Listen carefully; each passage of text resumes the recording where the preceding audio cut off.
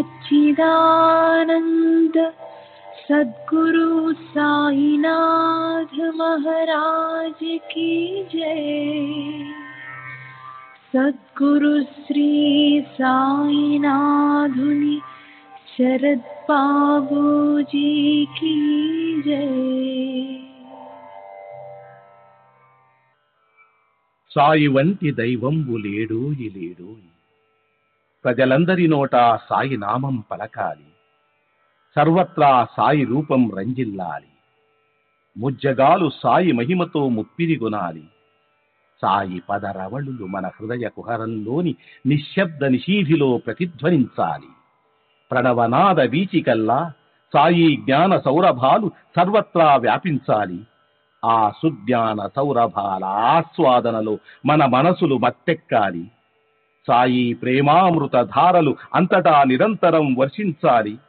ఆ ప్రేమామృత ధారలలో తడుస్తూ, ఆ జ్ఞాన సౌరభాల మత్తులో ఆనందంగా నర్తిస్తూ సాయి వంటి దైవంబు లేడోయి లేడోయి అని అందరూ ఏకకంఠంతో గానం చేయాలి. అదే నా ఆశ, ఆశయం, ఆకాంక్ష. అదొక మధుర స్వప్నం. ఆ స్వప్న సాఫల్యం కోసం శ్రీ సాయినాథుని అనన్య ప్రేమతో, ఆర్ద్రతతో ప్రార్థించటమే మనం చేయగలిగింది, చేయవలసింది. Shri Babuji.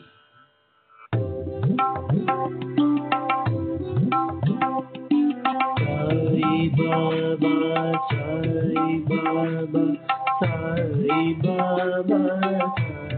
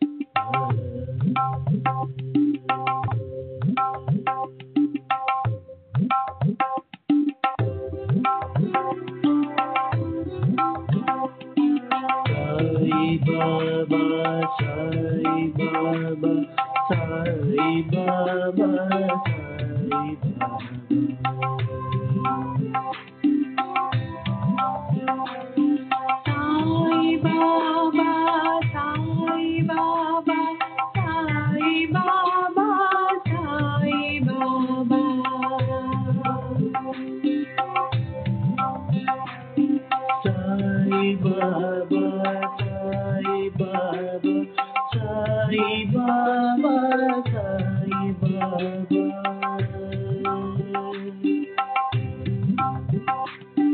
Sai Baba, Sai Baba, Sai Baba, Sai Baba.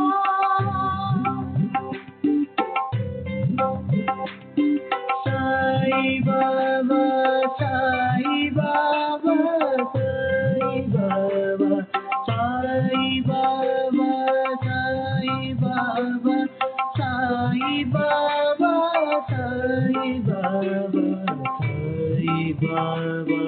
Sai Baba, Sai Baba, Sai Baba, Sai Baba,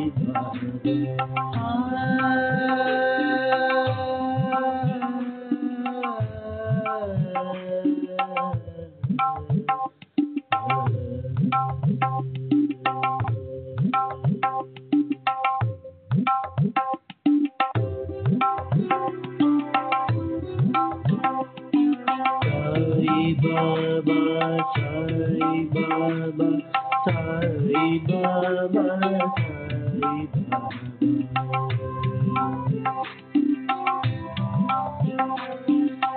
Sai Baba, Sai Baba, Sai Baba, Sai Baba.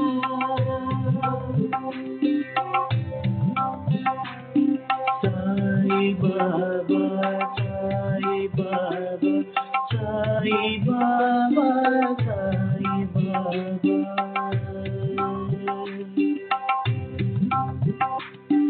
Sai Baba, Sai Baba, Sai Baba, Sai Baba, Sai Baba,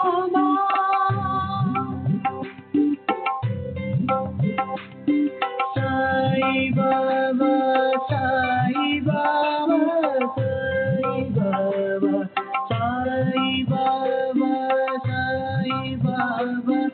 Sai Baba, Sai Baba,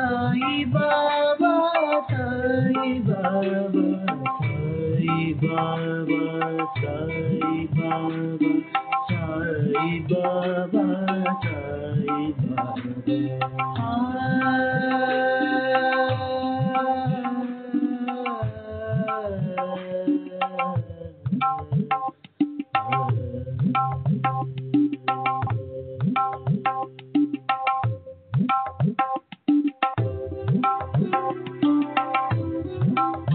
Baba, Sai Baba, Sai Baba, Sai Baba, Sai Baba, Sai Baba, Sai Baba.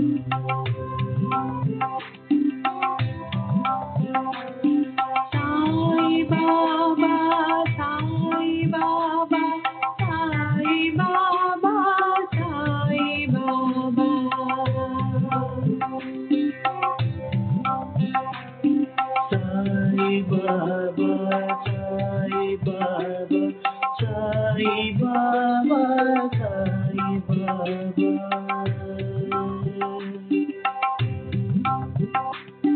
Sai Baba, Sai Baba, Sai Baba, Sai Baba.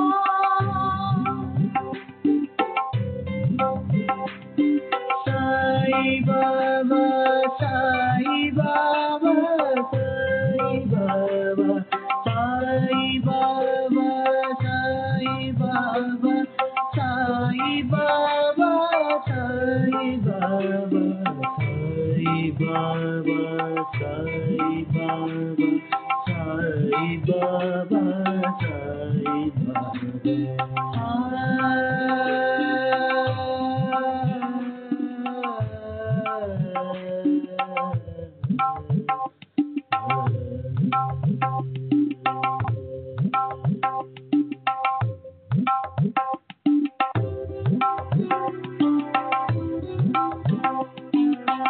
Sai Baba, Sai Baba, Sai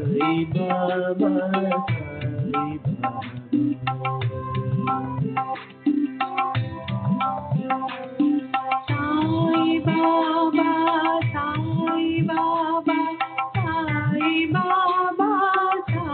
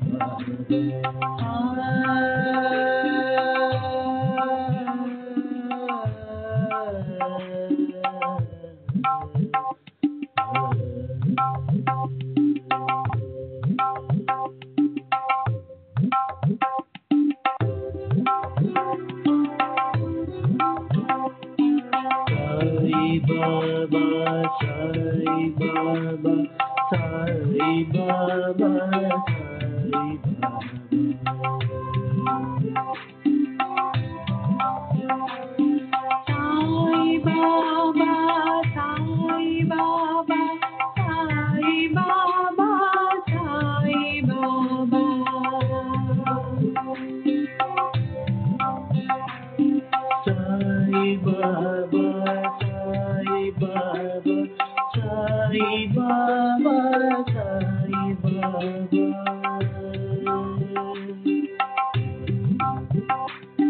Sai Baba, Sai Baba, Sai Baba, Sai Baba.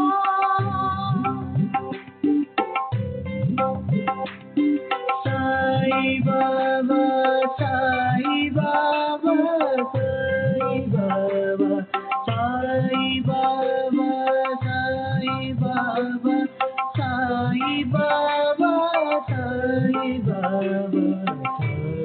Baba, Sai Baba, Sai Baba, Sai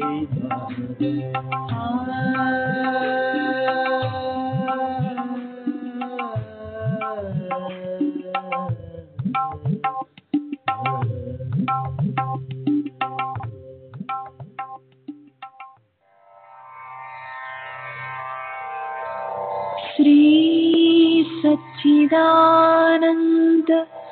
सद्गुरु साईनाथ महाराज की जय। सद्गुरु श्री साईनाथुनि शरद बाबूजी की जय।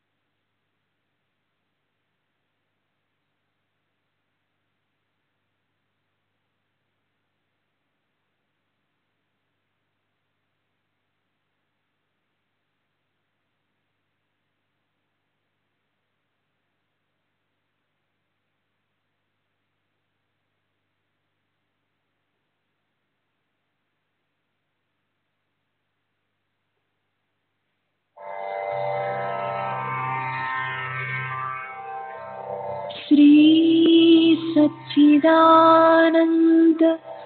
सद्गुरु साईनाथ महाराज की जय।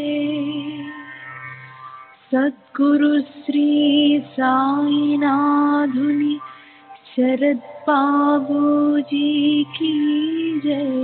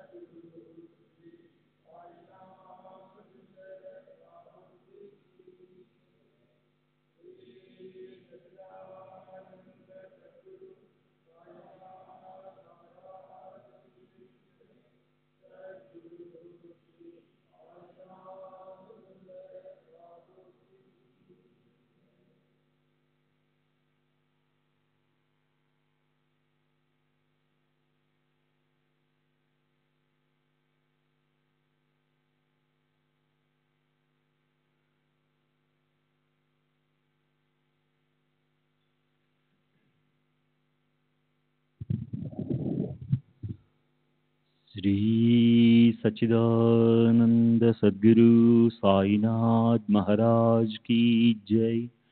सद्गुरु श्री साईनाथ शरद बाबूजी की जय।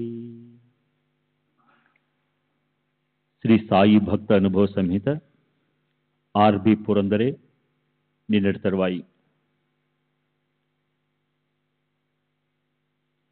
మసీదులో 1909-12 ప్రాంతంలో తులసి బృందావనం ఏర్పాటు చేయబడింది. ఆ కార్యక్రమంలో మేమంతా సహాయపడ్డాము. మసీదు ముందు మండపం 1912లో నిర్మించబడింది. జిఎస్ కాపర్డే సాటెవాడలో పంచదశని చదివి భక్తులకు వినిపించేవాడు. దీనికి ఉపాసని బాబా కూడా హాజరయ్యేవారు. నేను నిరంతరం ఇతర పనులలో నిమగ్నమై ఉండడంతో ఎప్పుడూ అక్కడికి వెళ్ళలేదు. రిటైర్డ్ సబ్ జడ్జి అయిన బల్వంత రామచంద్ర నోల్కర్ షిరిడి వచ్చి అక్కడే నివసించి షిరిడిలోనే నిర్యాణం చెందాడు. 1915లో బాబా తీవ్ర ఉబ్బసంతో బాధపడసాగారు. ఆయాసంతో శ్వాస కూడా సరిగా తీసుకోలేకపోయారు. వారు ఆహారం తీసుకోవడం మానివేశారు. నేను బాబా పరిస్థితి చూసి రోధించాను. ఎందుకు ఏడుస్తున్నావని బాబా అడిగారు. నేను మిమ్మల్ని ఈ స్థితిలో చూడలేకపోతున్నాను బాబా అన్నాను. భయపడకు, 2-3 రోజుల్లో నేను కోలుకుంటాను. అల్లా నాకు ఈ వ్యాధిని ఇచ్చారు. వారే దీనిని తగ్గిస్తారు. నీవు ఏడవద్దు. గత 2-3 రోజులుగా నీవే జ్ఞాపకం వస్తున్నావు. అందుకే నిన్ను రమ్మంటూ జాబు రాయమని కాకాతో చెప్పాను అని బాబా అన్నారు. కానీ దీక్షిత్ నాకు జాబు రాయలేదు. అసలు జరిగిన విషయం ఏమంటే, బాబా ఆజ్ఞ మేరకు దీక్షిత్ నాకు జాబు రాయబోతుంటే అతనే వస్తున్నాడు, జాబు రాయని అవసరం లేదు అని బాబా అన్నారట. బాబా అనారోగ్యంతో ఉన్నారని నాకు తెలియదు. ఎందుకో వారిని చూడాలనిపించి బయలుదేరాను. బాబా ఎంత అనారోగ్యంతో ఉన్నప్పటికీ మందులు వేసుకునేవారు కాదు. అది వారి పద్ధతి. ఎంత సుస్థిగా ఉన్నప్పటికీ భిక్షకు వెళ్ళడం మానరు. ఒక్కొక్కసారి భక్తుల సహాయంతో నడిచి వెళ్లి భిక్ష చేసేవారు. కానీ బాబా దానిని తినేవారు కాదు. వారు అనారోగ్యంతో ఉన్నా తమ రోజువారీ దినచర్యను ఏమాత్రమూ మానేవారు కాదు. బాబా అనారోగ్యంగా ఉన్నప్పుడు ఒక భక్తుడు చక్రాల కుర్చీ తెచ్చాడు. కానీ దానిని ఆయన ఏనాడూ ఉపయోగించలేదు. బాబాకు సుస్థిగా ఉన్న రోజుల్లోనే ఒకసారి వారు నిచ్చెన సాయంతో ఒక ఇంటి మిద్దెపైకి ఎక్కి అటు నుండి ఆ ప్రక్క ఇంటి మీదుగా రాధాకృష్ణ ఈ ఇంటిపైకి చేరారు. బాబా అక్కడి నుండి దిగడానికి ప్రయత్నిస్తున్నప్పుడు ఒక అతను వారిని ఎత్తుకుని కిందికి తీసుకొచ్చాడు. బాబా అతనికి 3-4 రూపాయలు ఇచ్చి, మనము ఎవరి కష్టాన్ని ఉచితంగా పొందకూడదని భక్తులకు చెప్పారు. నేను ఇవన్నీ ప్రత్యక్షంగా చూశాను. 1920లో నా భార్య తీవ్ర అనారోగ్యానికి గురై ప్రమాద స్థాయికి చేరుకుంది. ఆమె రాబోయే ఉరుసు రామనవమి ఉత్సవాలకు షిరిడి వెళ్ళలేకపోతున్నందుకు బాధపడసాగింది. ఆ రాత్రి బాబా ఆమె కలలో కనబడి, బాధపడకు, నేను నిన్ను ఉరుసు ఉత్సవానికి తప్పక తీసుకెళ్తానని హామీ ఇచ్చారు. మరుసటి ఉదయం ఆమె కొద్దిగా కోలుకుని ఆ కల విషయం నాతో చెప్పింది. కానీ ఆమె అనారోగ్యంతోనే శ్రీరామనవమి నాడు బాబా బాబా అని బాబా నామాన్ని ఉచ్చరిస్తూ తుది శ్వాస విడిచింది. ఇక షిరిడిలో శ్రీరామనవమి ఉత్సవాలు ఎలా జరుగుతాయో వివరిస్తాను. ఉదయం 10 గంటలకు జెండాలను గ్రామమంతా ఊరేగించి మసీదు పైన కడతారు. తర్వాత 12 గంటలకు హిందీలో రామజన్మ కీర్తన పాడడం మొదలవుతుంది. మహమ్మదీయులు కూడా ఖురాన్ చదవడం మొదలుపెట్టి చందనాన్ని గ్రామమంతా ఊరేగింపుగా తీసుకువెళ్తారు. ఈ చందనోత్సవంలో హిందువులు చేసే జెండా ఉత్సవంలో మహమ్మదీయులు పాల్గొనేవారు. అందుకే హిందూ ముస్లింల మధ్య విభేదాలు తొలగించి సోదరభావం నెలకొల్పేటందుకే బాబా జన్మించారు అని బాబాకు పాడే ఆరతి గీతాలలో కీర్తిస్తారు. యవన స్వరూపి ఏక్యా దర్శన ద్వాదిదలే, సంశయ నిరసునియా ద్వైత ఘాలవిలే, గోపీ చందా మంద పాంచి ఉద్ధరిలే, మోమిని వంశీ జన్ముని లోకతార్యలే. బాబా స్నానం చేసినప్పుడు నేను చూడడం జరిగింది. నాకు తెలిసినంత వరకు వారికి సుంతి చేయలేదు. వారి చెవులు కుట్టబడి ఉన్నాయి. మేఘుడు బాబాను శివుని యొక్క అవతారంగా భావించి ఒంటికాలపై నిల్చుని పూజించేవాడు. బాబా మేఘుని కలలో కనిపించి అతను నివసిస్తున్న సాటేవాడలోని గోడపై త్రిశూలం గీయమని ఆదేశించారు. మేఘుడు అలాగే చేశాడు. మరుసటి రోజు బాబా అతనికి పూజించుకునేందుకు ఒక శివలింగం కూడా ఇచ్చారు. ఆ శివలింగం ఈనాటికి ఉంది. మేఘుడు నాకు ఒక అద్భుత లీల గురించి ఇలా చెప్పాడు. ఒకసారి మేఘుడు బాబాకు గంగాజలంతో స్నానం చేయించదలిచి వారి అనుమతిని కోరాడు. బాబా శరీరానికి శిరస్సే ప్రధానమని తమ తలపై కొంచెం నీళ్లు పోసి తలను మాత్రం తడపమని చెప్పారు. అప్పుడు మేఘుడు కోపరగాం వద్దనున్న గోదావరి నుండి కొండతో నీళ్లు తెచ్చి భక్తి పారవస్యంతో బాబా తలపై కుమ్మరించాడు. కానీ అద్భుతం ఏమంటే బాబా తల మాత్రమే తడిచింది. తల క్రింద భాగమంతా అంటే చేతులు కాళ్ళు కప్ని ఏమీ తడవలేదు. బాబా 1-2 సార్లు పాటలు పాడగా నేను విన్నాను. భక్తులు పాటలు పాడినప్పుడు బాబా ప్రసన్నంగా వినేవారు. మేము సాటేవాడలో బాపు సాహెబ్ జోగ్ నిర్వహిస్తున్న ఏకనాథ భాగవత పారాయణకు హాజరయ్యేవాళ్ళం. అద్భుతమైన విషయం ఏమంటే, జోగ్ పారాయణ చేసే భాగంలో అంతకుముందు మసీదులో బాబా మాతో మాట్లాడిన మాటలు ఉండేవి. మేమంతా ఆశ్చర్యపోయేవాళ్ళం. ఇలాంటి అనుభవం చాలాసార్లు జరిగింది. కానీ నాకు ఆ వివరాలు ఒక్కటి కూడా గుర్తులేదు.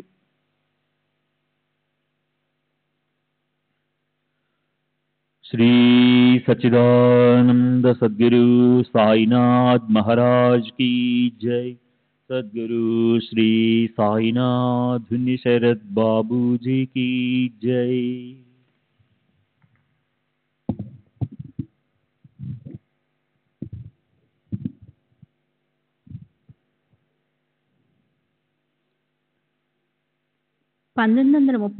మే 5వ తేదీన చెప్పిన విషయాలు.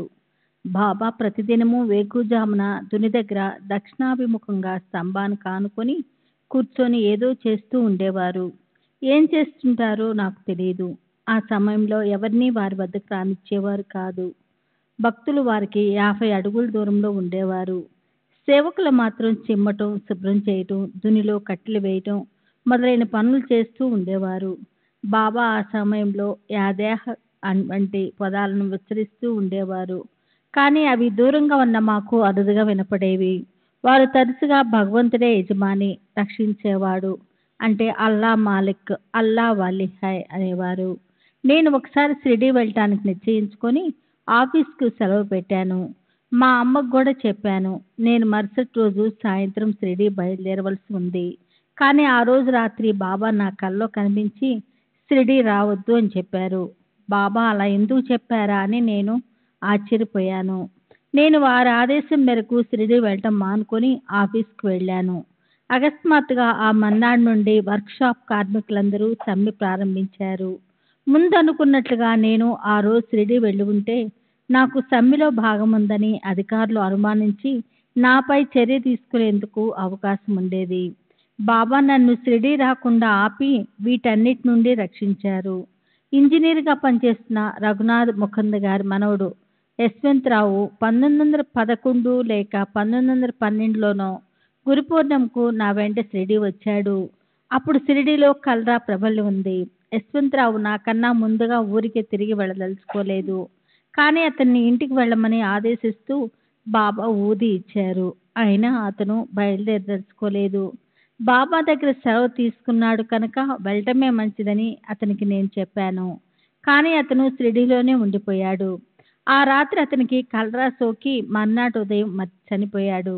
మేగుడు మరణించడానికి 2-3 రోజుల ముందు అనారోగ్యంతో ఉన్నప్పుడు బాబా అతనికి ఊది ఇచ్చారు. అతను మరణించినప్పుడు బాబా చూడటానికి వెళ్ళారు. అతని శవాన్ని పూలతో కప్పి కన్నీరు కార్చారు. అంతేకాదు, శవాన్ని దహనం చేసినప్పుడు శ్మశానానికి కూడా వెళ్ళారు. నేను ఒకసారి షిరిడీ నుండి ఇంటికి బయలుదేరాను. ఆ రోజు సోమవారం, అంటే సంత జరిగే రోజు. మన్మాడ్ వెళ్ళే చివరి రైలు కోపరగాంలో సాయంత్రం 6:30 గంటలకు బయలుదేరుతుంది. కానీ బాబా 4:30 గంటల వరకు వెళ్ళడానికి అనుమతించలేదు. అంతేకాదు, రేగే నాతో బయలుదేరమన్నారు. మేము ఎడ్లబండి మాట్లాడుకొని బయలుదేరాము. గోదావరి తీరం చేరేటప్పటికి 6:45 గంటలైంది. అక్కడి నుండి గోదావరి దాటి గోపురగాంకు 7:45 చేరాము. అప్పటికి మేము చేరవలసిన రైలు వెళ్ళిపోయింది. ఆ రోజుల్లో 6:30 గంటలకు తర్వాత కోపరగాం నుండి మన్మాడ్ వెళ్లేందుకు రైళ్లు లేవు. అయితే ఆ రోజు ఒక స్పెషల్ రైలు నడుస్తుందని, అది 8:15 గంటలకు వస్తుందని స్టేషన్లో తెలిసింది. ఆ రైల్లో మన్మాడ్ చేరి అక్కడి నుండి ఇంటికి చేరుకున్నాము. మొదటిసారి బాబాను దర్శించడానికి వెళ్ళినప్పుడు నన్ను శాలకు వెళ్ళమన్నారు. నాకు అర్థం కాలేదు. శాల అంటే రాధాకృష్ణ అయ్య ఇల్లని దీక్షిత్ చెప్పాడు. నేను అక్కడికి వెళ్ళాను. ఆమె తలుపు తీయకుండానే ఎవరని అడిగింది. నేను చెప్పాను. కానీ ఆమె నన్ను లోపలికి రానీయలేదు. నేను 10 నిమిషాలు అక్కడే నిరీక్షించి మసీదుకు వెళ్ళాను. బాబా, శాలకు వెళ్ళావా అని అడిగారు. వెళ్ళాను, కానీ ఆమె తలుపు తీయలేదని వారికి చెప్పాను. మళ్ళీ వెళ్ళు అని ఆదేశించారు. నేను మళ్ళీ వెళ్ళగానే ఆమె తలుపు తీసి నా కాళ్ళపై పడి ఏడవసాగింది. నేను ఎంతో ఆశ్చర్యపోయాను. ఆమె ప్రవర్తన నాకు అర్థం కాలేదు. ఆనాటి నుండి ఆయి చనిపోయేంత వరకు మాతృప్రేమను నాకు పంచింది. నేను కూడా ఆమెను తల్లి వలె ప్రేమించసాగాను. ఆమె నాకు సర్వస్వం అయింది. ఆమె ఇచ్చే ఆదేశాలు పాటిస్తూ షిరిడీలో నేను ప్రతి నిమిషం బాబా సేవలో గడిపేవాడిని. ఆమె నా చేత ఎక్కువగా తన ఇంట్లోనూ అప్పుడప్పుడు మసీదులోనూ పనులు చేయించేది. ఆయి ఒక విచిత్రమైన స్వభావం కలది. ఆమె భక్తి పారవస్యంతో పాటలు, కీర్తనలు ఎంతో శ్రావ్యంగా పాడేది. ఒక్కోసారి పాటను మధ్యలో ఆపి విపరీతంగా నవ్వసాగేది, లేదా గద్గద స్వరంతో పాడుతుండేది, లేదా వెక్కిళ్ళు పెట్టి ఏడుస్తూ పాడలేక ఆపేసేది. నేను ఆఫీస్కు సెలవు పెట్టి షిరిడీ వెళ్ళేవాడిని. కానీ సెలవు ముగిసిన తర్వాత కూడా తరచూ బాబా నన్ను షిరిడీలోనే ఉంచేవారు. 1912లో ఒకసారి సెలవు ముగిసిన తర్వాత దీర్ఘకాలం షిరిడీలోనే ఉంచేశారు. శ్యామ తదితరులు బాబా దగ్గరకు వెళ్ళి పురంధ్రయ్య యొక్క యజమాని అతన్ని తప్పు పడతాడేమో, అతన్ని వెళ్ళనివ్వండి అని ప్రార్థించారు. బాబా నేనే అతని యజమాని అంటూ నన్ను షిరిడీలోనే ఉంచేశారు. అలా ఆ సంవత్సరం సెలవు ముగిసిన చాలా రోజులకు ఒక గురువారం రోజున 1 గంటకు తిరిగి ఆఫీస్కు వెళ్ళాను. నేను సెలవు తీసుకోకుండా ఆఫీస్కు గైర్హాజరైనందుకు ఫోర్మ్యాన్ సంజాయిషి అడుగుతూ ఉన్నతాధికారికి ఫిర్యాదు చేశాడు. నేను ఏమీ జవాబు చెప్పకుండా రాజీనామా పత్రాన్ని సమర్పించాను. ఉన్నతాధికారి అయిన విల్సన్ డెప్యూటీ సూపరింటెండెంట్ నన్ను పిలిపించి ఇన్ని రోజులు ఎక్కడున్నావని అడిగారు. షిరిడీలోని సాయిబాబా వద్ద ఉన్నానని సమాధానం ఇచ్చాను. అతని విషయమంతా తెలుసుకొని మారు మాట్లాడకుండా నా రాజీనామా పత్రాన్ని చింపి చెత్తబుట్టలో వేశాడు. ఉన్నతాధికారి చేసిన పని ఫోర్మ్యాన్కి నచ్చలేదు, కానీ నన్నేమీ చేయలేకపోయాడు. ఉన్నతాధికారి ఫోర్మ్యాన్తో అతను నీ క్రింద ఉద్యోగి కానీ పనివాడు కానీ కాదు అని నన్ను ఉద్దేశించి అన్నాడు. 6 నెలలు గడిచిన తర్వాత నాకు ప్రమోషన్ వచ్చింది. అదే ఫోర్మ్యాన్ నా క్రింద ఉద్యోగి అయ్యాడు. శ్రీ సచ్చిదానంద సద్గురు సాయినాథ్ మహారాజ్ की जय। सद्गुरु श्री साईनाथुनि शरद बाबूजी की जय। అక్టోబర్ 17వ తేదీ 1936 రావు సాహెబ్ యశ్వంత్ జనార్దన్ గాల్వంకర్ బిఏ భూస్వామి మరియు సూపరింటెండెంట్ హోమ్ డిపార్ట్మెంట్ సచివాలయం బొంబాయి. వయసు 51 సంవత్సరాలు. బ్రాహ్మణుడు. Turner road, Bandra, Bombay 20. నేను మొట్టమొదట 1911లో మా మామగారైన శ్రీ దాబోల్కర్ అంటే హెమ్మడ్ పంతు మరి కొందరు బంధువులతో కలిసి షిరిడీ వెళ్ళి బాబాను దర్శించాను. వారొక గొప్ప మహాత్ములని విన్నా అప్పుడు నేను ఏ విధమైన ప్రాపంచిక పారమార్థిక లబ్ధిని ఆశించి షిరిడీ వెళ్ళలేదు. ఇలా 4-5 సార్లు వెళ్ళిన తర్వాత వారి పట్ల నా ఆసక్తి పెరిగింది. ఒకసారి బాబా నా కలలో కనిపించి 2 రూపాయలు దక్షిణ అడిగారు. నేను మరుసటి రోజు వాటిని మనీ ఆర్డర్ ద్వారా షిరిడీ పంపాను. వారు కలలో దక్షిణ అడగడమే కాక నీతి నిజాయితీలతో మెలగమని,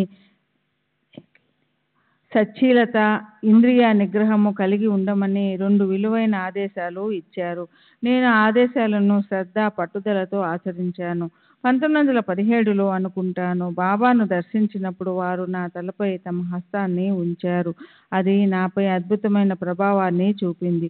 నన్ను నా పరిసరాలను మరచి నేను ఆనంద పారవశ్యంలో ఉండిపోయాను. వారప్పుడు అక్కడున్న ఇతర భక్తులతో నా గత జన్మ వృత్తాంతాల గురించి వివరించారు. నేను పూర్వజన్మలో నీతి నిజాయితీ గల సచ్చీలుడినని, ఆ జన్మలో నేను పొందిన స్థితులు రూపాలను అనుసరించి బాబానే ప్రస్తుత జన్మలో నన్ను నా తల్లి గర్భంలో ప్రవేశపెట్టారని, ఈ జన్మలో కూడా నేను నీతి నిజాయితీలను నిలబెట్టుకుంటున్నానని బాబా వాళ్ళతో చెప్పారు. ఈ విషయం అంతా భక్తుల ద్వారా ఆ తర్వాత విన్నాను. క్రిస్మస్ మరియు ఇతర సెలవులప్పుడు నేను బాబాను దర్శించడానికి వెళ్ళేవాడిని. బాబా నా సెలవుకు మించి ఎక్కువ రోజులు నన్ను ఎప్పుడూ షిరిడీలో ఉంచలేదు.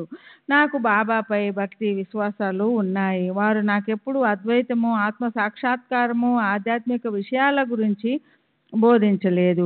కానీ ఒకసారి షిరిడీ వెళ్ళినప్పుడు నేను ఈ 3.5 మూరల శరీరానికి మాత్రమే పరిమితం కాలేదు. నేను అంతటా ఉన్నాను, ప్రతి చోట నన్ను దర్శించవచ్చు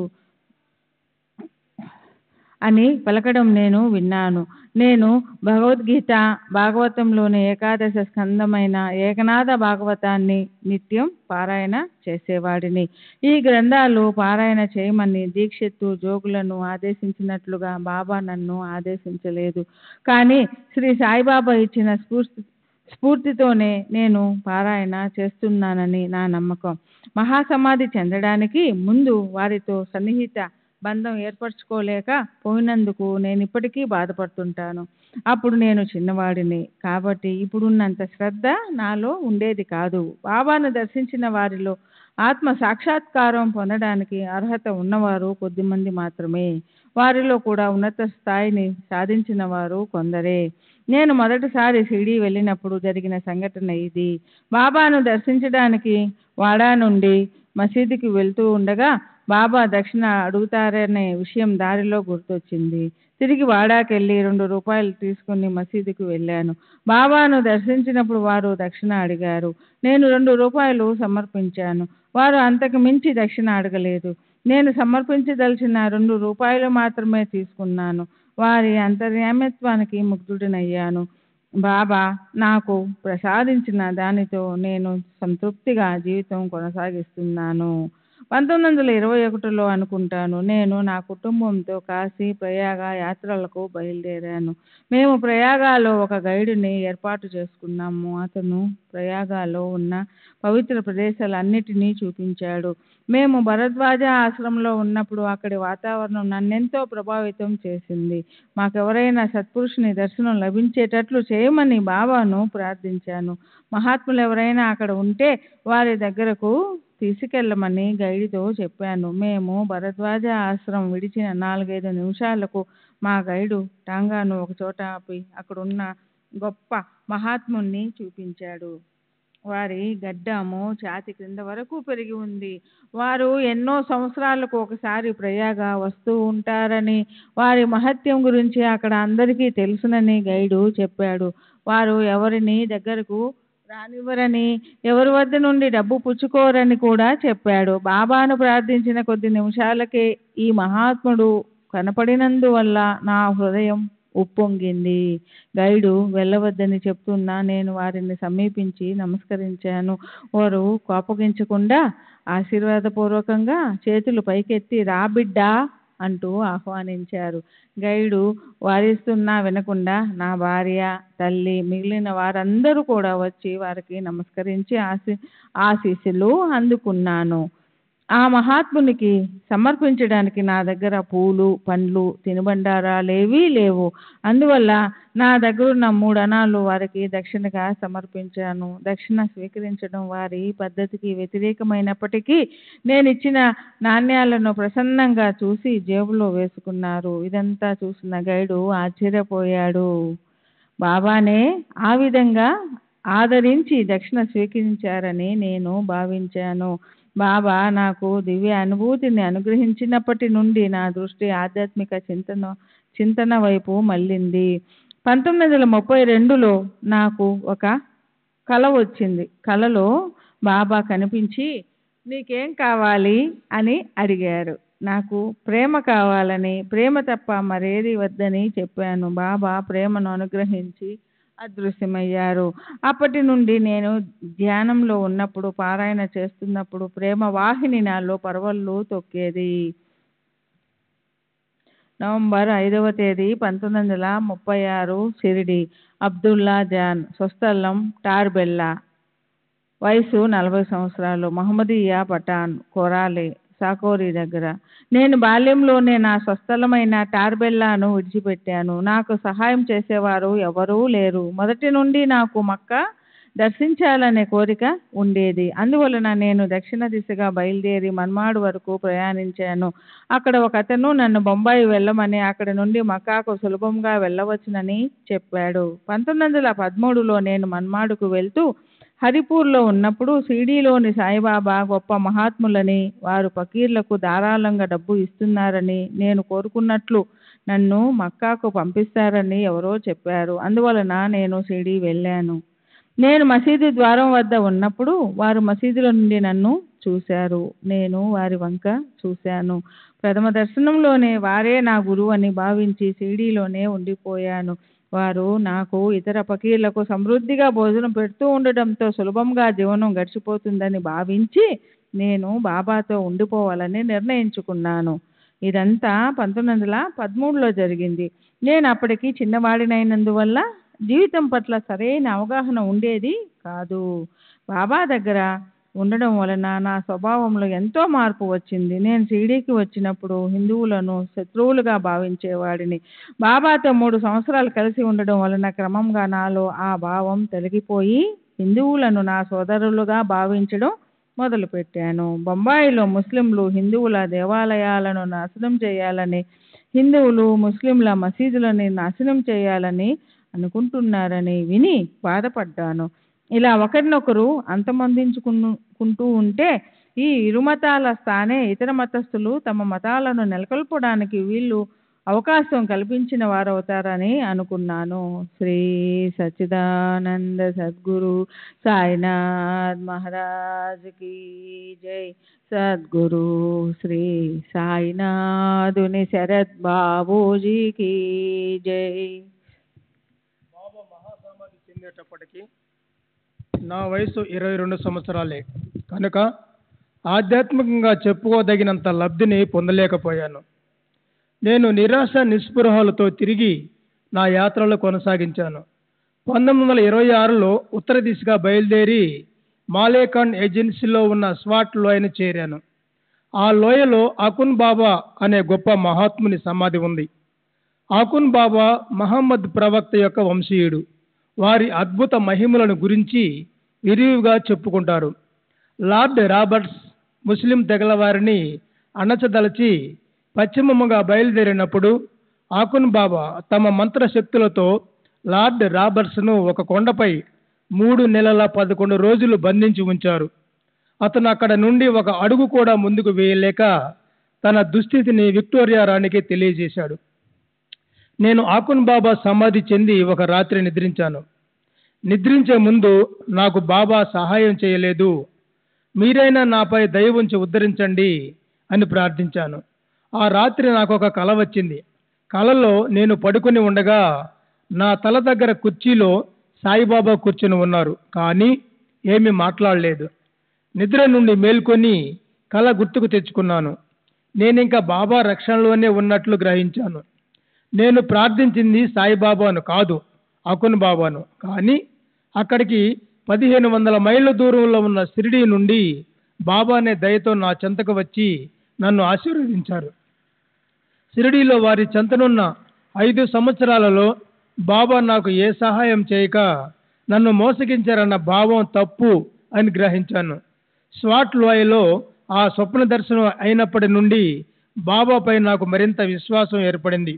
ఆ తరువాత నేను ఈ ప్రాంతానికి తిరిగి వచ్చేసాను. నాకు వివాహమైన తరువాత 1924 నుండి నేను నా కుటుంబంతో కోరాలేలో ఉంటున్నాను. బాబా 2-3 సంవత్సరాలకు ఒకసారి నాకు దర్శనమిస్తూ ఉంటారు. బాబా భౌతికంగా ఉన్న రోజులలో మసీదు భక్తులతో కిక్కిరిసి ఉండేది. అక్కడ కూర్చునేందుకు కూడా చోటు దొరికేది కాదు. ఇప్పుడు మసీదు దాదాపు నిర్మానుష్యంగా ఉంది. బాబా వైభవమే అంత తక్కువ కాలంలో అంతరించిపోతే ఇక నాలాంటి అల్ప ప్రాణుల పరిస్థితి ఏమిటి? బాబా చెంత రోహిల్లాలు ఉన్నట్లు నేనెప్పుడూ చూడలేదు, వినలేదు కూడా. కానీ మతమౌఢ్యం గల పఠాన్లు వారి వద్దకు వచ్చారని తెలుసు. రామచంద్ర ఆత్మరామ్ తర్కాడ్ నాతో చెప్పిన ఒక సంఘటన గురించి వివరిస్తాను. ఒక రాత్రి తర్కాడ్ బాబాతో చావడిలో నిద్రిస్తున్నాడు. కాందహార్ నుండి వచ్చిన మీర్ జమాన్ అనే అతను కూడా అక్కడ ఉన్నాడు. అతను రాత్రి 3 గంటలకు అకస్మాత్తుగా లేచి బాబాతో, బాబా, ఈ హిందువులందరూ ముస్లిం సంప్రదాయాలను మిమ్మల్ని భ్రష్టు పట్టిస్తున్నారు. మీరు ఒప్పుకుంటే ఈ హిందువులందరి గొంతులను ఒక్క వేటుతో నరికివేసి మిమ్మల్ని విడిపిస్తాను అని అన్నాడు. తర్కాడ్ మెలకువగా ఉండి ఈ మాటలన్నీ విని ఆ దుర్మార్గుడు తనను చంపుతాడేమోనని వణికిపోయాడు. అప్పుడు బాబా మీర్ జమాన్ను సమాధానపరుస్తూ, నేను పిచ్చివాడిని, అంటే పాగల్. నన్ను పూజిస్తున్న ఈ హిందువులు కూడా పిచ్చివాళ్లే. వాళ్ళు నన్ను పూజించడానికి ఇస్లాం మత సాంప్రదాయాలకు విరుద్ధంగా కారణం నేనే కానీ వాళ్ళు కాదు. కాబట్టి కోయవలసింది వాళ్ళ గొంతులు కాదు, నా గొంతే అన్నారు. దానితో మీర్ జమాన్ మౌనంగా ఉండిపోయాడు. నాగపూర్కు చెందిన అబ్దుల్లా ఖాన్ పరమత్వ దేశి, హిందుస్థానీ పఠాన్ అయిన అతను ఒక పత్రికా విలేకరి. అతనికి మహాత్మా గాంధీ, బూటి మొదలగు వారితో పరిచయం ఉంది. అతను బాబా దగ్గర 3-4 నెలలు గడిపాడు. షిరిడీలో ఉన్నప్పుడు బాబా తనను మోసం చేశారని అప్పుడప్పుడు చెబుతుండేవాడు. అతను అహ్మద్ నగర్లో మరణించాడు. ఒకసారి అబ్దుల్లా ఖాన్ నానా చౌప్దార్ను కొట్టాడు. అతని నేరం రుజువైనందున కోపరగాం మెజిస్ట్రేటు 15 రూపాయలు జరిమానా విధించాడు. జరిమానా కట్టేందుకు అతని దగ్గర డబ్బు లేదు. పూచీకత్తు కూడా చూపించకపోవడంతో అతనిని జైల్లో పెట్టారు. బూటీకి విషయం తెలిసి రూపాయలు పంపాడు. కానీ అబ్దుల్లా తనను మోసం చేసిన వారే జరిమానా కట్టాలి, కానీ వేరెవరూ కాదు అని అంటూ నిరాకరించాడు. అప్పుడు బాబా తమ జేబు నుండి 15 రూపాయలు పంపి అతనిని విడుదల చేయించారు. అతను ఒకసారి బాబాతో, మీరు ఇస్లాం మత సాంప్రదాయాలను ఉల్లంఘిస్తున్నారు, ఇక్కడ జరుగుతున్న దానికి మీ గొంతు కోయాలి అన్నాడు. దానికి బాబా నవ్వారు. అతను తరువాత బాబాను క్షమాపణ కోరాడు. దానికి కూడా బాబా నవ్వారు. బాబా సశరీరులుగా ఉన్నప్పుడు ఒక భక్తుడు, బాబా మీరు సమాధి చెందిన తరువాత మీ ప్రాభవం మీతోనే అంతరించిపోతుందేమో అనే సందేహం వ్యక్తం చేశాడు. అప్పుడు బాబా, సమాధి నుండే కర్రలతో కొడతాను, పూర్వీతిత్వం డానే కహనీన్ అనడం నేను విన్నాను. అంటే తమ భౌతిక శరీరం లేనంత మాత్రాన తమ ప్రభావం, కర్తవ్యం, నిర్వహణ ఆగిపోదని అర్థం. శ్రీ సచ్చిదానంద సద్గురు సాయినాథ్ మహారాజ్ की जय. सद्गुरु श्री साईनाथ निशरद बाबू जी की जय.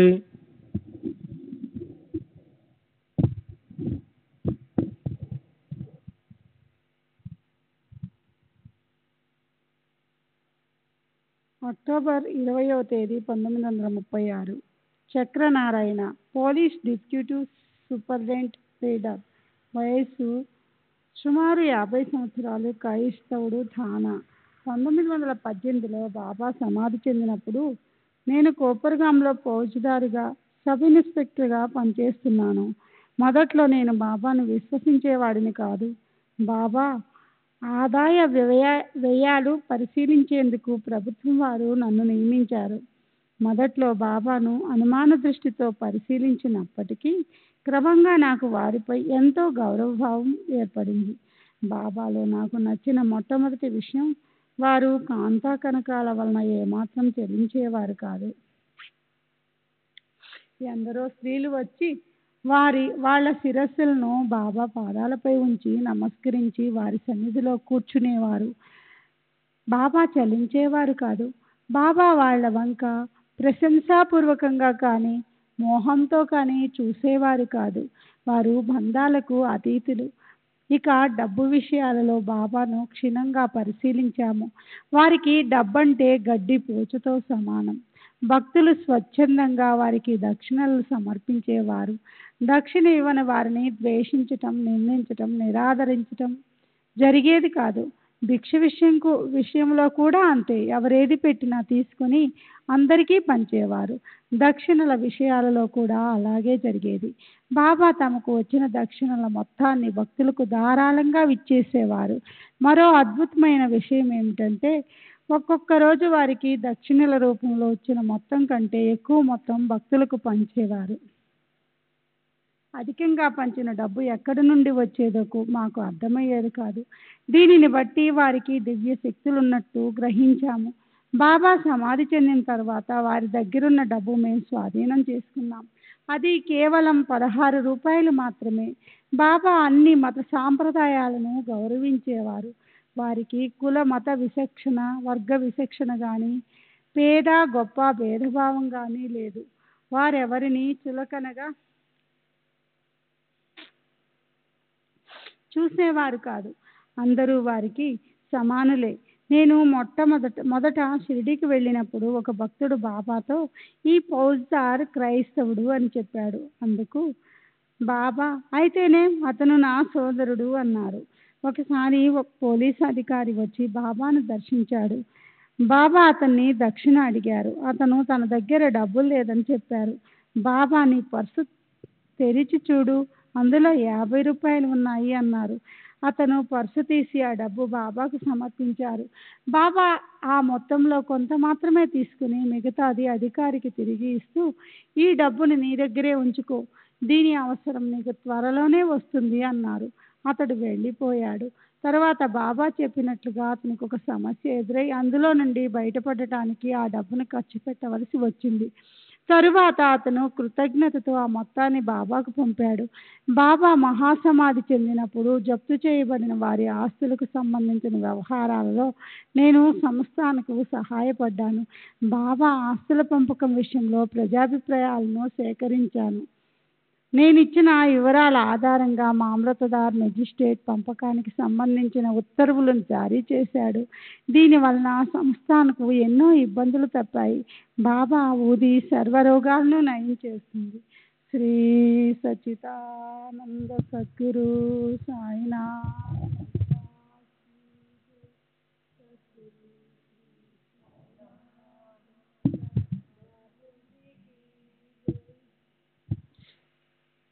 సెప్టెంబర్ 26వ తేదీ 1936 బాంద్రా. జోసెఫ్ ఫౌజ్దార్, రిటైర్డ్, వయస్సు 46 సంవత్సరాలు, క్రైస్తవుడు, టర్నర్ రోడ్, బాంద్రా. నేనెప్పుడూ షిరిడీ వెళ్ళలేదు. నా స్నేహితుల ద్వారా బాబాను గురించి విని వారి ఫోటో ఒకటి తెప్పించుకున్నాను. కానీ వారిని పూజించేవాడిని కాదు. అద్భుత శక్తులున్న మహాత్మునిగా భావించి గౌరవించేవాడిని. 1917లో గజానన్ నార్వేకర్ అనునతడు తీవ్ర జ్వరంతో బాధపడసాగాడు. అతని కుమారుడు 500 రూపాయలు తీసుకుని వెళ్ళి బాబాకు సమర్పించాడు. ఆ డబ్బు తీసుకోగానే బాబా జ్వరంతో వణకనారంభించారు. భక్తులు దానిని కారణం అడిగారు. అప్పుడు బాబా, మనం ఇతరులకు ఏదైనా చేయదలిస్తే వారి బరువు బాధ్యతలను స్వీకరించాలి అన్నారు. ఆ తరువాత గజానన్ జ్వరం తగ్గిపోయింది. ఒకసారి నేను ఒక క్లిష్టమైన క్రిమినల్ కేసు పరిశోధించవలసి వచ్చింది. నేను సహాయం కోసం బాబాను ప్రార్థించాను. సాయిబాబా నా కలలో కనిపించి ఆ కేసులో ముందుకు వెళ్ళడానికి మార్గం చూపారు. వారు చెప్పినట్లు నడుచుకొని అందులో విజయం సాధించగలిగాను. 1916లో నేను 2 పఠాన్ గజదొంగలను పట్టుకోవలసి వచ్చింది. నేను నా సిపాయిలతో వారిని పట్టుకోవడానికి ప్రయత్నించినప్పుడు పఠాను ఒక సిపాయిని చంపేశాడు. నేను గాయాలతో ఆసుపత్రి పాలయ్యాను. అలా జరుగుతుందని సాయిబాబా ముందు రోజు రాత్రి నా కలలో కనిపించి సూచించారు. ఆ దృశ్యంలో నన్ను 2 పట్టుకొని ఒక వివాహం జరుగుతున్న చోటికి ఈడ్చుకుంటూ తీసుకువెళ్లారు. నా రక్షకుడు అయిన సెయింట్ ఫ్రాన్సిస్ జేవియర్ ద్వారా నేను నా దైనందిన జీవితంలో ఊరట, ఉత్తేజం పొందుతున్నాను. బాబా కూడా నాకు అప్పుడప్పుడు సహాయం చేస్తుంటారు. డిసెంబర్ 15వ తేదీ 1936 దాదాజీ గోపీనాథ్ జోష్, రామమారుతి రోడ్, దాదర్. నేను 1932లో షిరిడి వెళ్ళాను. 7 ఏడాది వయస్సున్న నా కుమారునికి తీవ్రంగా జ్వరము, మసూచి వచ్చాయి. నేను వాడికి బాబా ఊది తీర్థం ఇస్తూ వచ్చాను. మందులు ఏమీ వాడకుండానే మా అబ్బాయికి ఆరోగ్యం చేకూరింది. వాడికి నయమైతే షిరిడీ తీసుకుని వస్తానని మొక్కుకున్నాను. కానీ మొక్కు విషయం చాలా కాలం వరకు మర్చిపోయాను. తరువాత వాడికి మూర్ఛ రోగం వచ్చింది. అప్పుడు నాకు మొక్కు విషయం గుర్తొచ్చింది.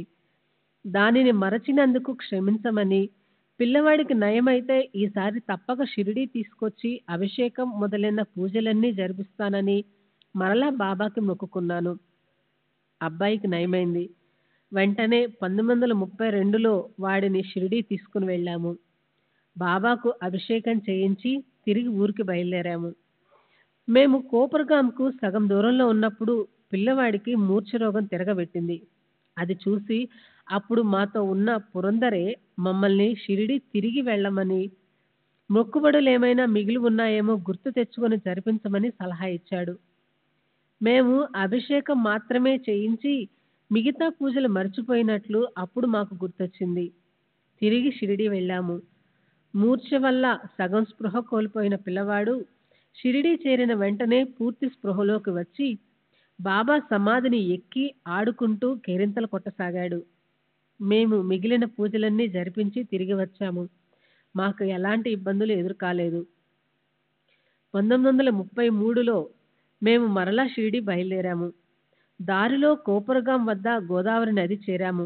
అక్కడున్నవారు ఆ సమయంలో నది దాటవచ్చని చెప్పడంతో మా అబ్బాయిని ఎత్తుకొని నేను, నా భార్య నదిలోకి దిగాము. కానీ నది మధ్యలోనికి వెళ్ళేసరికి ప్రవాహ వేగం ఎక్కువగా ఉండి నాకు కళ్ళు తిరగసాగాయి. మేమిక కొట్టుకొని పోవడం ఖాయమనిపించింది. అప్పుడు నేను కళ్ళు మూసుకొని బాబాను ప్రార్థించాను. 5 నిమిషాలలో సాయి సంస్థానకు చెందిన బాలా గురవే వచ్చి నది మధ్యలో ఉన్న మమ్మల్ని పట్టుకొని క్షేమంగా ఒడ్డుకు చేర్చాడు. నా కుమారునికి పుట్టు వెంట్రుకలను కాశీలో తీయించాలని తలపెట్టాము. అదే సమయంలో షిరిడీలో బాబాకు అభిషేకం చేయించదలిచాము. 2 కార్యక్రమాలు ఒకేసారి జరగాలని మా అభిప్రాయం. కానీ షిరిడీలో ఉన్న నాను పూజారికి బాబాకు అభిషేకం చేయమని సందేశం పంపడం మర్చిపోయాం. మేము కాశీలో కార్యక్రమం పూర్తి చేసుకుని గయకు వెళ్ళాం. గయా వాళ్ళ ఇంట్లో దిగాం. అక్కడ మా అబ్బాయికి మరలా మూర్ఛ వచ్చింది. అప్పుడు మాకు షిరిడీలో అభిషేకం జరిపించలేదనే విషయం గుర్తుకొచ్చింది. వెంటనే మేము మరచిన మొక్కు చెల్లించేందుకు ఒకటి, మరిచిపోయినందుకు ప్రాయశ్చిత్తంగా మరొకటి, మొత్తం 2 అభిషేకాలను జరిపించమని నాను పూజారికి సందేశం పంపించాము. ఆ తరువాత పిల్లవాడు కోలుకున్నాడు. మా తదుపరి ప్రయాణం క్షేమంగా సాగింది. 1934లో నా కుమారుడు జ్వరంతో బాధపడసాగాడు. ఇది ఎలాంటి జ్వరమో ఎవరూ కనిపెట్టలేకపోయారు. నేను బాబా ఊది తీర్థం ఇచ్చాను. పిల్లవాడికి జ్వరం తగ్గిపోయింది. 1935లో వాడి కాలి బొటనవేలు విపరీతంగా వాచింది. డాక్టర్లు ఆ వేలును కోసివేయాల్సి ఉంటుందని చెప్పారు. కానీ ఊది వాడడం వలనే వాడికి నయమైంది. ఈ విధంగా నేను బాబానే నమ్ముకొని వారి కృపా ఆశీస్సులతో క్షేమంగా ఉన్నాను.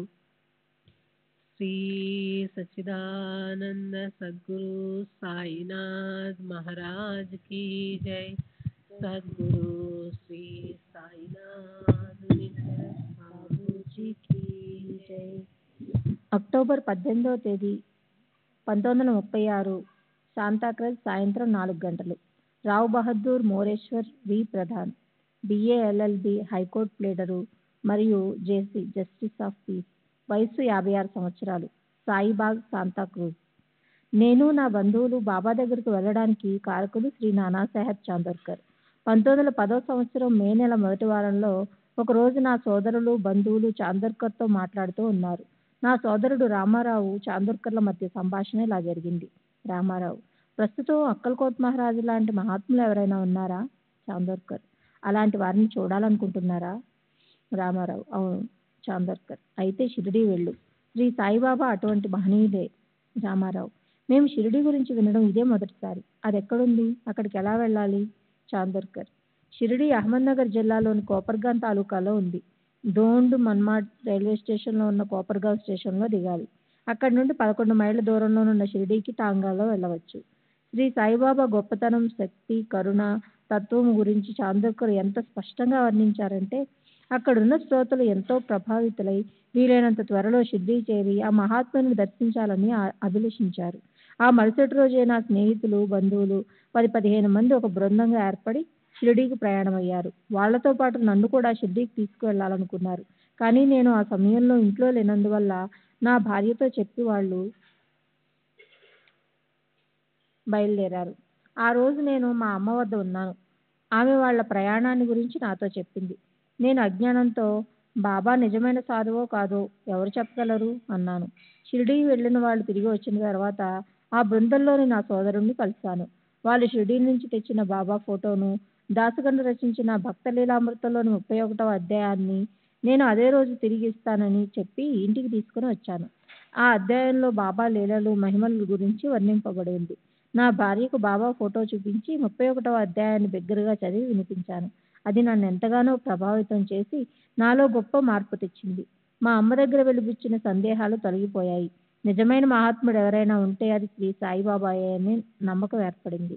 నా భార్య ఇంకా ఎక్కువగా బాబాను విశ్వసించింది.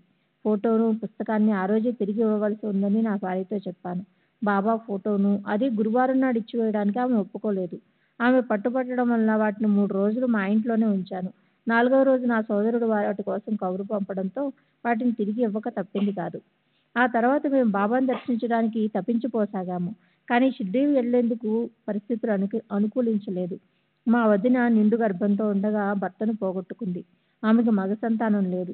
ఈసారి తప్పక మగపిల్లవాడు పుడతాడని మేమందరం ఎంతో ఆశగా ఎదురు చూస్తున్నాము. ఆమె ఏ రోజైనా ప్రసవించవచ్చునని, ఆ సమయంలో ఇంటికి మగదిక్కైన నేను ఉండకపోతే బాగుండదని ఊరి నుండి కదలలేకపోయాను. కానీ నేను బాబాను త్వరగా దర్శించుకోవాలని నా భార్య, సోదరి ఆతృత పడ్డారు. అందువలన మా బంధువుల బృందం తిరిగి వచ్చిన 15 రోజులకు అంటే 1910 మే నెలాఖరున నేను షిరిడీకి బయలుదేరాను. చాందర్కర్ ఎంతో ఆదరంతో అతని 2 కుమారులు బాపులను నాకు తోడుగా పంపాడు. బయలుదేరేటప్పుడు నా దగ్గర 3-4 బంగారు నాణాలు, కొన్ని కరెన్సీ నోట్లు ఉన్నాయి. బాబా దక్షిణ అడిగితే ఇవ్వడానికి ఒక నోటు మార్చి 20 వెండి రూపాయల నాణాలను సిద్ధంగా ఉంచుకున్నాను. మేము కోపర్గాల్ను దిగగానే అక్కడ మామల్తదార్ చక్కగా స్వాగతం పలికాడు. గోదావరిలో స్నానమాచరించి షిరిడీ చేరాము. మా కోసమే నిరీక్షిస్తున్నారా అన్నట్లు బాబా లెండి తోట దగ్గర నిలబడి ఉన్నారు. మేము టాంగా దిగి వారికి నమస్కరించాము. మేము సాటేవాడాలో బస చేశాము. అక్కడ మాకు రావ్ బహదూర్ సాటే, నూల్కర్ మొదలగు వారితో పరిచయం అయింది. కొంతసేపటి తర్వాత నేను తెచ్చిన పూలు, పండ్లు, మాలలు తీసుకుని బాబాను దర్శించడానికి మసీదుకు వెళ్ళాను. బాబాకు పూలమాలను వేసి తీసుకువెళ్లిన కానుకలు సమర్పించాను. బాబా కళ్ళలోకి చూసిన వెంటనే వారు గొప్ప మహాత్ములన్న నా నమ్మకం దృఢపడింది. ఇంతటి మహనీయుని దర్శించుకునే అవకాశం కల్పించినందుకు ఆ భగవంతునికి ధన్యవాదాలు అర్పించుకున్నాను. బాబా వెంటనే నా నమ్మకాన్ని పరీక్షించదలిచారు.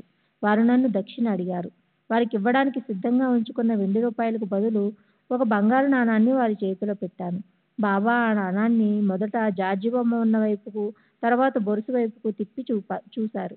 అలా 3 సార్లు చేశారు. ఆ 3 సార్లు ఇదేమిటి అని నూల్కర్ను అడిగారు. నూల్కర్ అది బంగారు నాణమని చెప్పాడు. దీని విలువ ఎంత అని బాబా ప్రశ్నించారు. 15 రూపాయలు అని నూల్కర్ చెప్పాడు. బాబా ఆ నాణాన్ని నాకే తిరిగి ఇచ్చివేస్తూ, ఇది నాకొద్దు, నువ్వే ఉంచుకుని నాకు 15 రూపాయలు ఇవ్వు అన్నారు.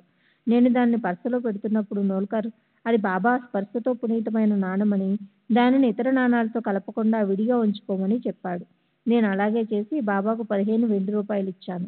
బాబా వాటిని మరలా లెక్కించి, ఇక్కడ ఉన్నవి 10 రూపాయలే, మరో 5 రూపాయలు ఇవ్వు అన్నారు. నిజానికి వారు నా నమ్మకాన్ని పరీక్షిస్తున్నారు. సహజంగా వాదించడానికి అలవాటు పడిన ఏ లాయర్ అయినా బాబా చేసిన ఆరోపణ తప్పని, తాను లెక్కించి సరిగా 15 రూపాయలు ఇచ్చానని వాదిస్తాడు. కానీ నేను అలా చెయ్యలేదు. ఇది నా నమ్మకానికి పెట్టిన పరీక్షగా తలచి వారి లెక్క సరి అయినదని ఆమోదించి ఆనందంగా నా దగ్గర మిగిలి ఉన్న 5 వెండి రూపాయలను తీసి వారికి సమర్పించాను. నా జేబులో ఉన్న 20 రూపాయలు బాబాకి ఇచ్చేందుకే తెచ్చానని వారికి తెలుసు. అందుచే లెక్క తప్పిందన్న మెషితో నేను సమర్పించదలిచిన మొత్తాన్ని వారు స్వీకరించారు. నా వద్ద ఇంకా చాలా డబ్బు ఉన్నప్పటికీ 20 రూపాయలు మాత్రమే స్వీకరించారు. అంతకు మించి వారు నన్ను దక్షిణ అడగలేదు. తర్వాత నేను అక్కడి నుండి వచ్చేశాను. నేను మరలా మసీదుకు వెళ్ళేటప్పటికీ బాబా తమ చుట్టూ చేరిన భక్తులందరికీ ఊది ఇస్తున్నారు. దూరంగా నిలబడి ఉన్న నన్ను చూసి దగ్గరికి రమ్మని సైగ చేసి, బావు 2-3 రోజుల్లో అంతా బాగైపోతుంది అని ఊది ఇచ్చారు. ఊది తీసుకుని బయటకు వెళ్ళిపోయాను. బాబా నాపై ప్రత్యేకంగా చూపిన ఆదరాభిమానాలకు నూల్కర్, శ్రీమతి జోగ్ మొదలైన భక్తులందరూ ఆశ్చర్యపోయారు. నూల్కర్ ఆనందంతో నన్ను ఆలింగనం చేసుకున్నాడు. ఐశ్వర్యాన్ని, బంగారాన్ని, కుటుంబ హోదాన్ని బాబా ఏమాత్రం లెక్క చేయరన్న విషయం అందరికీ తెలుసు. కనుక బాబా ప్రత్యేక అభిమానం పొందడానికి నేను ఏ సద్గ్రంథాలను పారాయణ చేశానో తెలుపమని శ్రీమతి జోగ్ అడిగింది. నేను చేసిన సద్గ్రంథాల అధ్యయనం, పారాయణ ఏమీ లేవని వినమ్రంగా జవాబిచ్చాను. మరుసటి రోజు ఇంటికి బయలుదేరాలనుకుని బాబాను అనుమతి కోరాను. బాబా తమదైన ప్రత్యేక రీతిలో రేపు వెళ్ళు అంటూ అనుమతిని నిరాకరించారు. ప్రతిరోజు ఆ విధంగానే చెబుతూ 8 రోజులు నన్ను షిరిడీలో ఉంచేశారు. నేను మరుసటి రోజు బాబాకు ప్రత్యేకంగా విందు ఇవ్వదలిచి విందులో ఏ ఏ పదార్థాలు ఉండాలో, ఎవరెవరిని ఆహ్వానించాలో తెలుపమని బాబాను ప్రార్థించాను. ప్రత్యేకించి విందుకు బొబ్బట్లు తయారు చేయించమని, తమకు అభిమానపాత్రుడైన బాబును స్వయంగా ఆహ్వానించమని బాబా చెప్పారు. ఈ బాబు దాదాకేల్కర్ సోదరుని కుమారుడు. నేను బాబాను ఆహ్వానించకముందే నేను కూడా వస్తాను మిహియేయిన్ అని బాబా అన్నారు. మరుసటి రోజు విందు బాబా చెప్పిన ప్రకారమే ఏర్పాటు చేశాను. బాబును, ఇతర భక్తులను ఆహ్వానించాను. వాళ్ళందరూ వచ్చి కూర్చున్న తర్వాత పళ్ళాలలో పదార్థాలన్నీ వడ్డించబడ్డాయి. బాబాకు ప్రత్యేకంగా ఒక పళ్ళెంలో వడ్డించాము. ఇంతలో ఒక కాకి వచ్చి బాబా ప్లేట్లోని పూరన్ పోలిని ఎత్తుకుపోయింది. ఆ రూపంలో బాబానే వచ్చి విందు ఆరగించారని భక్తులందరూ సంతోషంతో జయ జయ ధ్వానాలు చేశారు. ఆ రోజు మధ్యాహ్నం బాబా తమ శరీర పార్శ్వభాగాన్ని చూపిస్తూ, ఈ భాగమంతా విపరీతంగా నొప్పి పుడుతోంది, కానీ 3-4 రోజుల్లో తగ్గిపోతుంది అన్నారు. బాబా చూడడానికి ఆరోగ్యంగానే ఉండడం వల్ల పై మాటల ద్వారా వారు చెప్పదలుచుకున్నది ఏమిటో అర్థం చేసుకోవడం మా శక్తికి మించిన పని. ఒక గురువారం నాడు పెద్ద ఎత్తున అన్న సంతర్పణ చేసేందుకు బాబా హండీ పెట్టి వంట చేస్తున్నారు. వారు భక్తులందరినీ మసీదు నుండి తరిమివేసి ఒంటరిగా హండీ దగ్గర ఉన్నారు. ఆ సమయంలో నేను, చాందోర్కర్ కుమారులిద్దరూ మసీదులోనికి వెళ్తుంటే చూస్తున్న వారందరూ ఆశ్చర్యపడ్డారు. అయితే బాబా మమ్మల్ని కోప్పడకపోగా సాదరంగా ఆహ్వానించారు. బాబా మాకు ప్రత్యేక దర్శనం ఇవ్వడానికే భక్తులందరినీ బయటకు పంపించి వేసినట్లు ఉన్నారు. తర్వాత వారు ఏదో చిన్నగా పాడుతున్నట్లు అనిపించింది. వారు ఆ పాటను మూడవసారి పాడుతున్నప్పుడు కాయిరే ఆపలా కాయి హూ మనావే, శ్రీరామ జయ రామ జయ జయ రామ అని వినిపించింది. ఆ పదాలు వినగానే ఉద్వేగానికి లోనయ్యాను. బాబా పాదాలపై నా శిరస్సుంచాను. నా కళ్ళలో ఆనంద బాష్పాలు పెళ్లిబికాయి. బాబా పలికిన పలుకులే మా కులగురువైన హరిబువ నాకు ఉపదేశించిన మంత్రం. హరిబువ తాతగారైన ఆత్మారాంబువ మా ముత్తాత గారి గురువు. వీరి పూజ కొరకు బొంబాయి ఠాకూర్ ద్వార్లో ఒక దేవాలయం నిర్మించబడింది. ఆ విధంగా గురువుపదేశించిన మంత్రం పట్ల బాబా నాలో శ్రద్ధను, గౌరవాన్ని పునరుద్ధరించారు. నేను అడగకపోయినా నా ఆధ్యాత్మిక లబ్ధికే ఎంతో శ్రద్ధ కనబడడం చూసి అశ్రునయనాలతో బాబాకు కృతజ్ఞతలు సమర్పించడం కన్నా నేను చేయగలిగింది ఏమీ లేదు.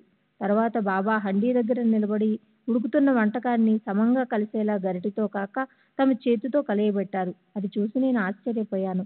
చేతితో కలయబెట్టినప్పటికీ బాబా చేయి కాలలేదు, బొబ్బలెక్కలేదు. శ్రీ సచ్చిదానంద సద్గురు సాయినాథ్ మహారాజ్ కీ జై. సద్గురు శ్రీ సాయినాథుని శరత్ బాబూజీకి జై.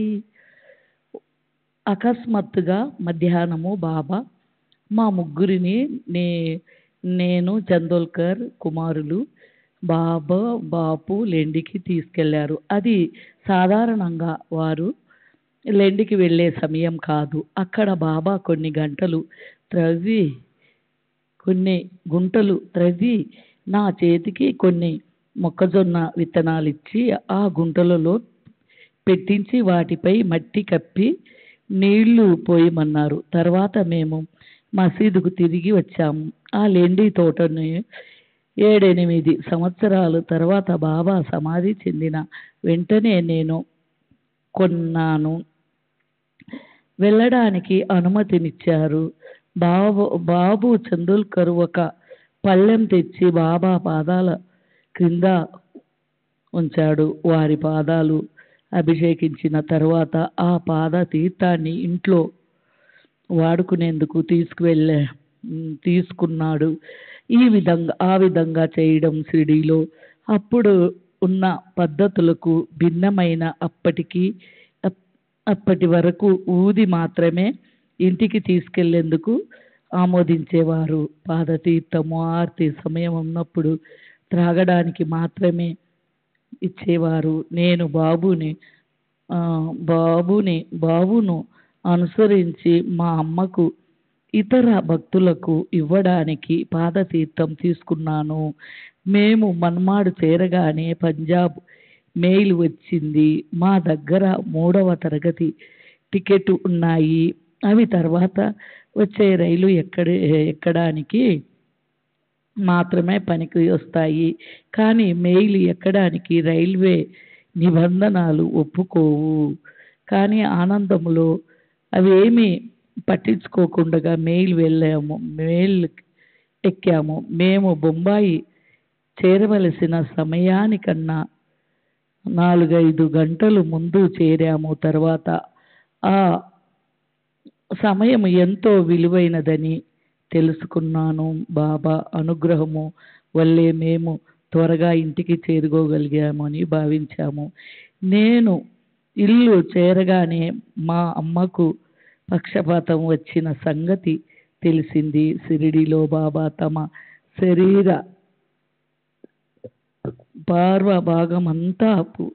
పర్వభాగమంతా బాధిస్తున్నానని చెప్పి సమయంలోనే బొంబాయిలోని మా ఇంట్లో మా అమ్మకు పక్షపాతం వచ్చిందట. వెంటనే డాక్టర్లను పిలిపించి చికిత్స మొదలు పెట్టారు. నా సోదరి, ఇతర బంధువులు షిరిడీలో ఉన్న నాకు కబురు పెట్టాలని అనుకున్నాను. కానీ అప్పుడు అక్కడే ఉన్న చందోల్కర్ కబురు పెట్టాల్సిన అవసరం లేదని నేను బాబా సన్నిధిలో ఉన్నంత వరకు మా అమ్మకు ఏమీ కాదని అనవసరం అనిపిస్తుంది. వెంటనే బాబా నన్ను పంపగలరని చెప్పాడు. మేము షిరిడీలో బయలుదేరిన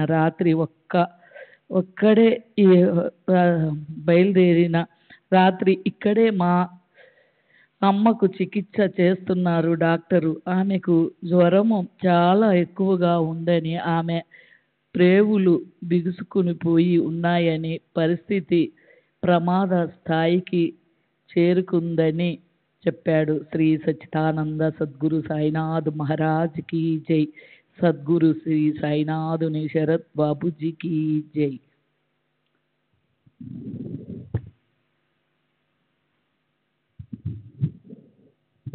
రాత్రికి ప్రేగుల్లో కదలిక ఏర్పడితే, అంటే విరోచనమైతే ఆమె పరిస్థితి కాస్త మెరుగుపడుతుందని అన్నాడు. నేను ఆ తెల్లవారుజామున 4:30-5 గంటలకు మా అమ్మ ఉన్న చోటికి చేరుకున్నాను. వెంటనే నేను ఆమెకు బాబా ఊది పాదతీర్థము ఇచ్చాను. ఆమెకు కొద్దిగా నిద్ర పట్టింది. తర్వాత కాసేపటికి ప్రేగుల్లో కదలిక ఏర్పడి విరోచనమయ్యింది. దాంతో జ్వరం తగ్గిపోయింది. డాక్టర్ వచ్చి పరీక్షించి ఆమె పరిస్థితి మెరుగుపడిందని, ఇక కోలుకుంటుందని చెప్పాడు. బాబాకు ఇవన్నీ ముందుగా తెలిసే తను సంకల్పానుసారం మమ్మల్ని ఊది తీర్థంతో షిరిడీ నుండి పంపి మన్మాడ్లో పంజాబ్ మెయిల్ అందేటట్లు చేసి సరైన సమయానికి ఇంటికి చేర్చారని అర్థమయ్యింది. నేను షిరిడీలో ఉన్నప్పుడు నన్ను దగ్గరకు పిలిచి ఊది ఇచ్చి 3-4 రోజుల్లో అంతా బాగైపోతుంది అనడంతో మా అమ్మ కోలుకుంటుందని బాబా ఉద్దేశం. బాబా చర్యలు నిగూఢమైనవి, వారి లీలలు అద్భుతాలు. ఆ తరువాత మా అమ్మ సంపూర్ణ ఆరోగ్యంతో 4 సంవత్సరాలు జీవించింది. ఆమె చనిపోయేందుకు 2 సంవత్సరాల ముందు షిరిడీ వెళ్ళి బాబాను దర్శించి వారి ఆశీస్సులు పొందింది. నేను ఒక్కడినే కాక మా కుటుంబంలోని వారందరూ బాబాను దర్శించి వారి ఆశీస్సులు పొందారు. నా భార్య, ఆమె సోదరి బాబా దగ్గరకు ఎలా వెళ్ళారో, నా భార్య బాబా నుంచి ప్రత్యేకంగా ఆశీస్సులు ఎలా పొందిందో మీకు ఈ సంఘటన ద్వారా తెలియజేస్తాను. ఒక రాత్రి దాసగణ మహారాజు మా అమ్మ వాళ్ళ ఇంట్లో అద్భుతమైన కీర్తన నిర్వహించారు. కీర్తనలోని కథా విషయం ఏదైనప్పటికీ మధ్యలో బాబా మహిమల గురించి, వారి లీలల గురించి వర్ణించేవాడు. కీర్తన ముగిసిన తర్వాత వారిని చందోర్కర్ను, ఇతర స్నేహితులను శాంతాక్రూజ్లో నున్నను మా ఇంటికొచ్చి విశ్రాంతి తీసుకోమని ఆహ్వానించారు. అందరూ సంగీత వాయిద్యాలతో సహా మా ఇంటికి వచ్చారు. అక్కడ మరొక కీర్తన నిర్వహిస్తూ బాగుంటుందని అందరూ తలచారు. ఆ కీర్తన రాత్రి 2 గంటల నుండి వేకువజామున 5 గంటల వరకు జరిగింది. ఆ సమయం మనసును ఎంతో ప్రభావితం చేస్తోంది. ఆ కీర్తన విన్న వెంటనే నా భార్యకు బాబాను దర్శించాలన్న బలమైన కోరిక కలిగింది. అంతేకాక బాబా తన కల్లో కనిపించారని, అది బాబా తనను షిరిడీ రమ్మనడానికి సంకేతమని చెప్పింది. నెలలు నిండిన నా భార్య సోదరి విషయం ఎలా అని ఆలోచించాను. ప్రయాణం మధ్యలో నొప్పులు వస్తే ఆ పరిస్థితిని ఎదుర్కొనేందుకు నా భార్య, ఆమె సోదరి సంసిద్ధమయ్యారు. 12 టికెట్ల డబ్బు చెల్లించి మా కోసం ప్రత్యేకంగా ఓ సెకండ్ క్లాస్ రైలు పెట్టెను బుక్ చేశాను. ఆ రైలు పెట్టె మన్మాడ్ మీదుగా కోపర్గాం చేరి తిరుగు ప్రయాణంలో మా కోసం అక్కడే ఉండేటట్లు ఏర్పాటు చేసుకున్నాను. ప్రయాణం ఎటువంటి ఇబ్బందులు లేకుండా సుఖంగా సాగింది. ఇక కోపర్గాం చేరుతున్నామనగా చందోర్కర్ గారు మా కోసం స్టేషన్కు వస్తారేమోనని నా భార్య అన్నది. నేను చందోర్కర్కు షిరిడీ వెళ్తున్నట్లు జాబు వ్రాసినప్పటికీ అతను వచ్చే అవకాశమే లేదని చెప్పాను. కానీ ఆమె ఊహించినట్లుగానే చందోర్కర్ స్టేషన్కు వచ్చాడు.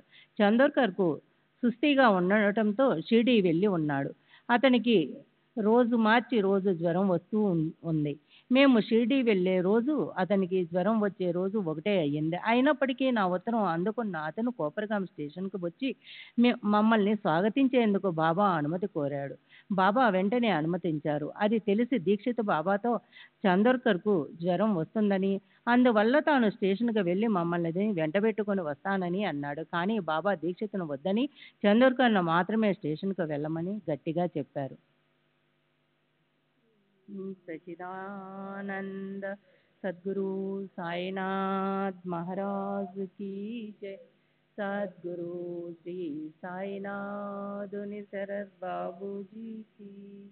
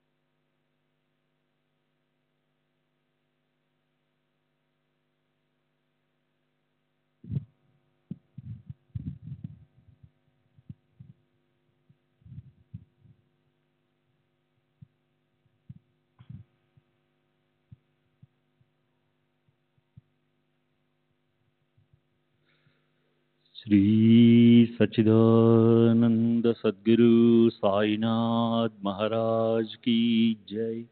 सद्गुरु श्री साईनाथ शरद बाबू जी की जय।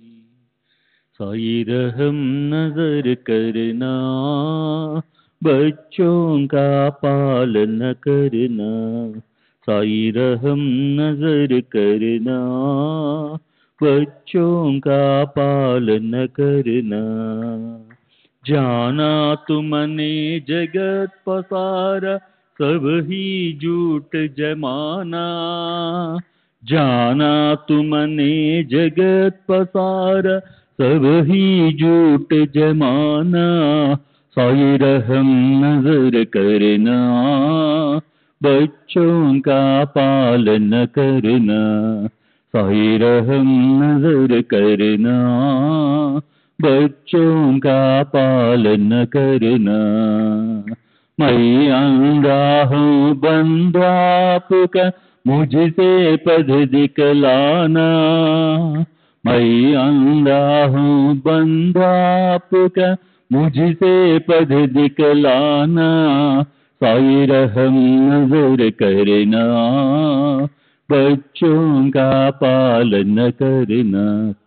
साई रहम नजर करना, बच्चों का पालन करना।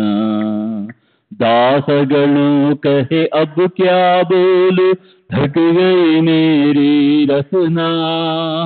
दासगणों कहे अब क्या बोलूं, थक गई मेरी रसना। साई रहम नजर करना, बच्चों का पालन करना। साई रहम नजर करना, बच्चों का पालन करना। रहमो नजर करो अब मोरे साई, तुम बिना नहीं मुझे माँ बाप बाई। रहमो नजर करो मैं अंधा हूँ बंदा तुम्हारा। मैं अंधा हूँ बंधा तुम्हारा मैं ना जानू, ना जानू, मैं ना जानू, अल्लाह इलाही रहमो नज़र करो, रहमो नज़र करो, अब मोरे साई तुम्हारी ना नहीं मुझे माँ बाप बाई, रहमो नज़र करो, काली जमाना मैंने गमाया, काली जमाना मैंने गमाया, साथी आकर का, साथी आकर का, साथी आकर का, तुम बिना कोई नमो नज़र करो, रहमो नज़र करो, अब मोरे साई तुम्हारी ना नहीं मुझे माँ बाप बाई, रहमो नज़र करो, अपने मस्जिद का झाड़ू गणो है, अपने मस्जिद का झाड़ू गणो है, मालिक हमारे, मालिक हमारे, मालिक हमारे, तुम बाबा साई, रहमो नज़र करो, रहमो नज़र करो, अब मोरे साई तुम्हारी ना नहीं मुझे माँ बाप बाई, रहमो नज़र करो। श्री सच्चिदानंद सद्गुरु साईनाथ महाराज की जय। सद्गुरु श्री साईनाथ निशरद बाबू जी की जय।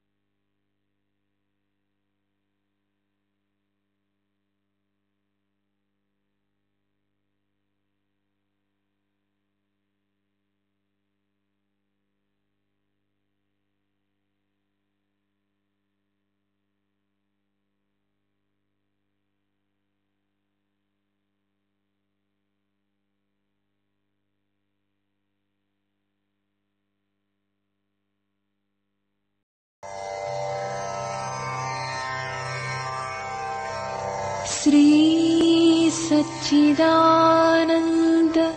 सद्गुरु साईनाथ महाराज की जय। सद्गुरु श्री साईनाथुनि शरद बाबू जी की जय।